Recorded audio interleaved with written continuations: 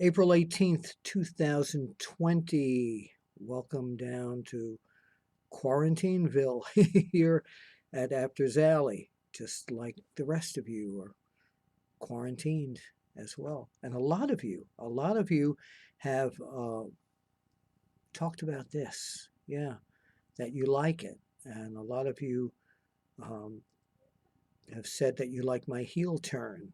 Well, remember, the real Bill Apter is here, but the heel Apter, a lot of you people, it's like Hollywood Apter here. But there is a reason that I turn bad guy, and I'm going to show you that video very soon. So, in the meantime, the first thing I want to talk about is I want to make sure all my Apter chatters are well and that you and your families are safe and you're wearing your mask. I got in trouble. Yeah, I really did. Got in trouble because you can't tell the criminals from the non-criminals when you go into a public place these days. But the mask, and pardon my comb over here, that's not all that bad, is it? But I went out with my Mr. Wrestler #2 mask here, and they started to wonder who I was. Was I a customer, or was I gonna give them that knee power? Uh, I miss him. He still lives in Hawaii.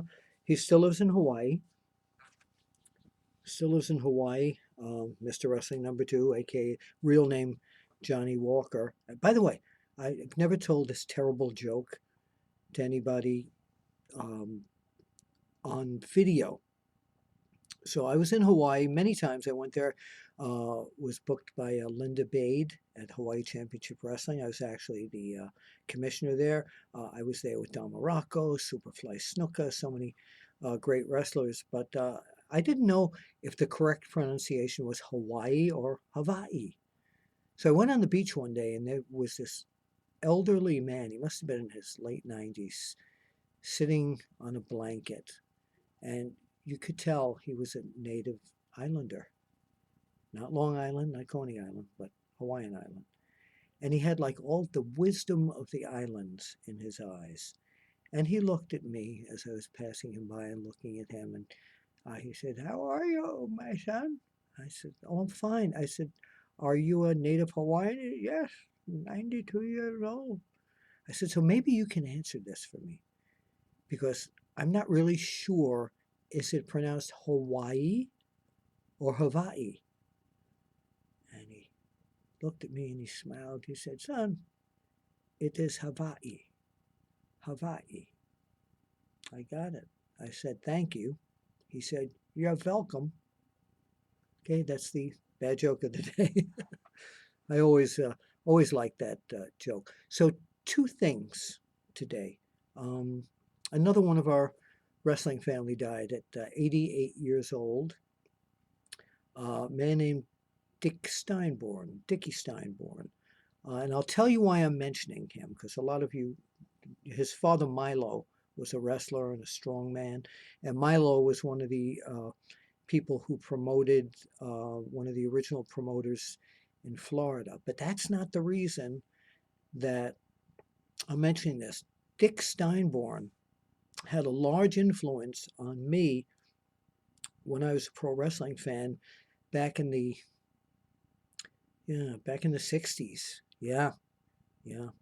So I used to go to Sunnyside Garden in Queens, New York, and I saw a potpourri of so many great wrestlers: Mark Lewin, Don Curtis, Pompero Firpo, Bearcat Wright, Johnny Valentine, Buddy Rogers, and Dick Steinborn was one of them.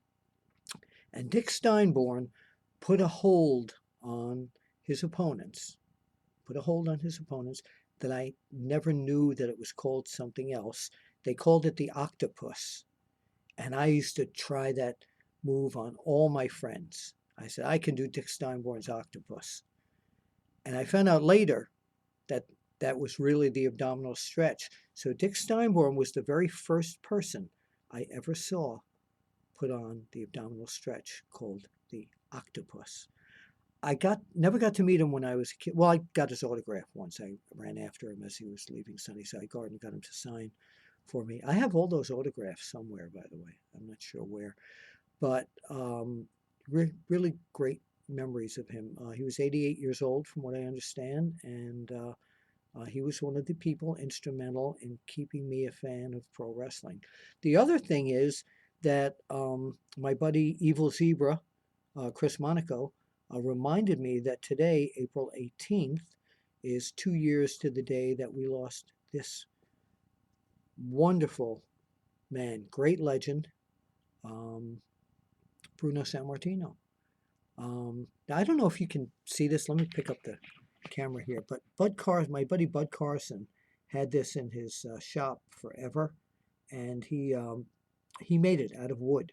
And I took the cow belt after he gave it to me. I took the cow belt and put it on Bruno to take care of for me. But I want to say one of the if you go onto onewrestlingvideo.com, where you're watching this probably, do a search for Bill Apter interviews Bruno Sammartino.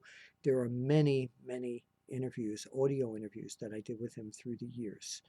And yeah, you should check them out while you're home. And people are asking me, would I please be a guest on their podcast or do a video?